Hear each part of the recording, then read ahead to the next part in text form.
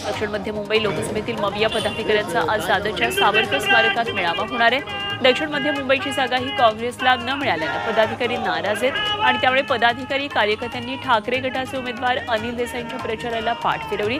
या पदाधिकाऱ्यांची नाराजी दूर करण्यासाठी ही बैठक बोलावण्यात आली।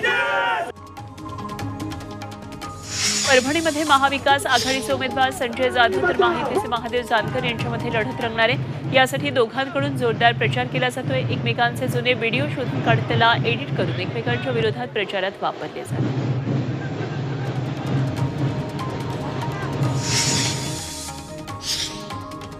ऐन लोकसभा निवडणुकीच्या तोंडावर शिर्डीमध्ये काँग्रेसला मोठा धक्का बसलाय। महाराष्ट्र प्रदेश काँग्रेस कमिटीच्या महासचिव आणि राज्य महिला आयोगाच्या सदस्या उत्कर्षा रूपवते यांनी अकोल्यामध्ये वंचित बहुजन आघाडीमध्ये प्रवेश केला।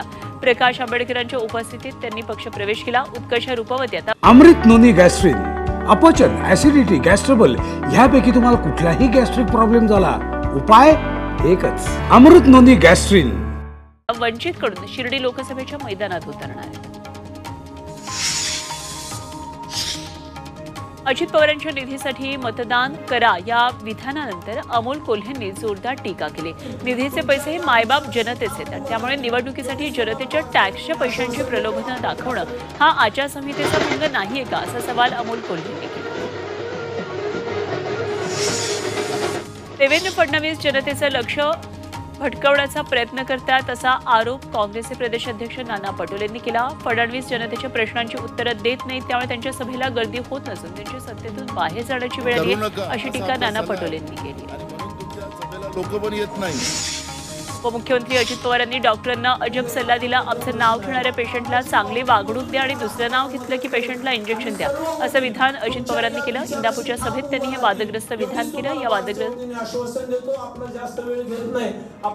माणूस खरं बोलत असेल ते डॉक्टर। लोकसभा निवडणुकीत मनसेचे जे पदाधिकारी कार्यकर्ते महायुती विरोधात प्रचार करतील त्यांच्यावर कारवाई होणार आहे। अमित ठाकरेंनी याबाबत संकेत दिलेत। वसंत मोरेंना पंतप्रधान व्हायचंय आणि सोशल मीडियाच्या ते आहारी गेल्याची टीका अमित ठाकरेंनी केली। रायगडच्या महाड MIDC मध्ये भीषण आग लागली। MIDC मधल्या ॲस्टेक लाईफ सायन्सेस या कंपनीत ही आग लागली आणि या कंपनीमध्ये मध्यरात्री 6 मोठे स्फोटही झाले। या स्फोटानंतर कंपनीमध्ये भीषण आग लागली। सुदैवाने यामध्ये कुठली जीवितहानी झाली नाही।